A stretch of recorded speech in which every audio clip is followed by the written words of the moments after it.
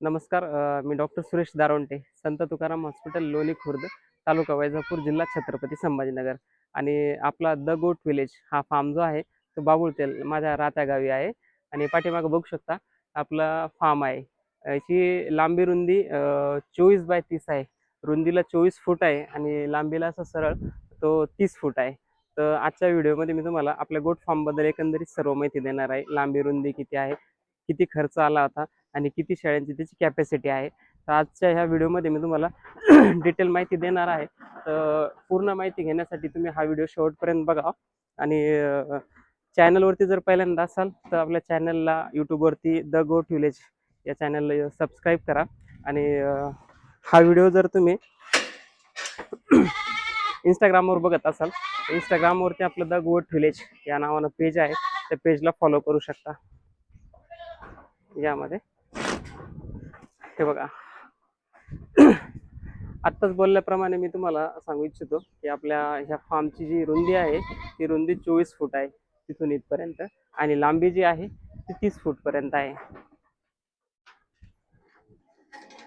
हा आपल्या फार्मचा ब्रीडर आहे, इम्पोर्ट लाईनचा ब्रीडर आहे.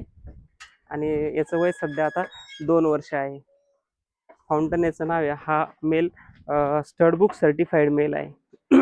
सध्या 4 दातावरती आहे तो, आणि त्याचं वजन 100+ आहे सध्या. एक नंबर क्वालिटीमध्ये पूर्ण इम्पोर्ट लाईनचा साऊथ आफ्रिकन स्टडबुक रजिस्टर्ड मेल आहे हा. आणि हे आपल्याकडे 3 मेल आहेत सध्या, ही बुक झालेले आहेत सध्या. 4-4 महिन्याचं वजन आहे त्यांचं.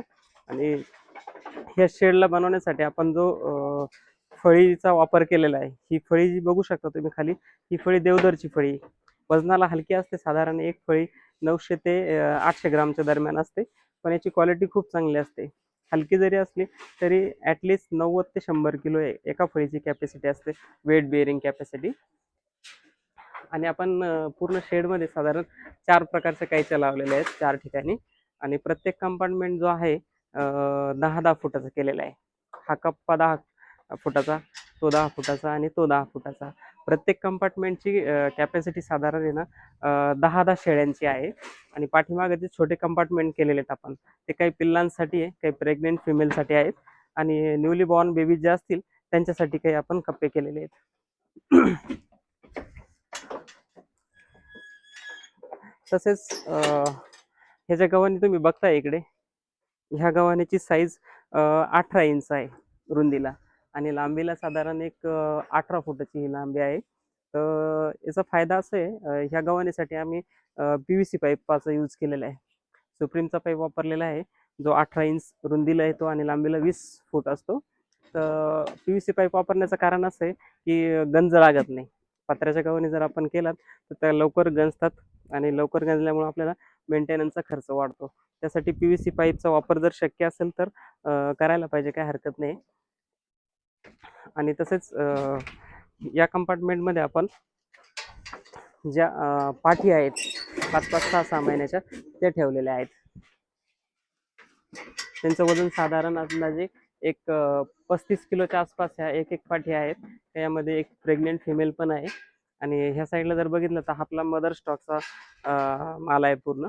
इथे माझ्याकडे सुरुवातीच्या ज्या 2 फिमेलपासून मी सुरुवात केली होती, ती ही एक फिमेल आणि ती एक फिमेल, ह्या 2 फिमेलपासून आपला फार्म चालू केलेला होता. ती फिमेल सध्या आता 4 महिन्याची प्रेग्नेंट आहे, 1 महिन्यामध्ये डिलिव्हरी होणार आहे. बाकीच्या सर्व मदर स्टॉकच्या फिमेल आहेत आपल्या. क्वालिटी तुम्ही बघू शकता, एक नंबर क्वालिटी आहे. सर्व फिमेल हे साऊथ आफ्रिकन स्टडबुक रजिस्टर्ड कडनं मेल सर्टिफाईड झालेले आहेत. त्यामुळे आपल्याला हे पिल्लं पण सर्टिफाईड असतात. आणि मला वाटतं पूर्ण भारतामध्ये जनरेशनमध्ये किंवा प्युअर ब्लडमध्ये आपला एकमेव फार्म असा आहे की जिथं पूर्ण प्युअर ब्लडचे फिमेल सर्टिफाईड आहेत साऊथ आफ्रिकनं. त्यामुळे सर्टिफिकेट असण्याचा फायदा असा आहे की कस्टमरला आपल्या रिलायबिलिटी जास्त येते, आणि आपल्यावरती विश्वास जास्त येतो, ट्रस्ट जास्त येतो. आणि pure blood south African animals असल्याचं ते एक स्टॅम्प आहे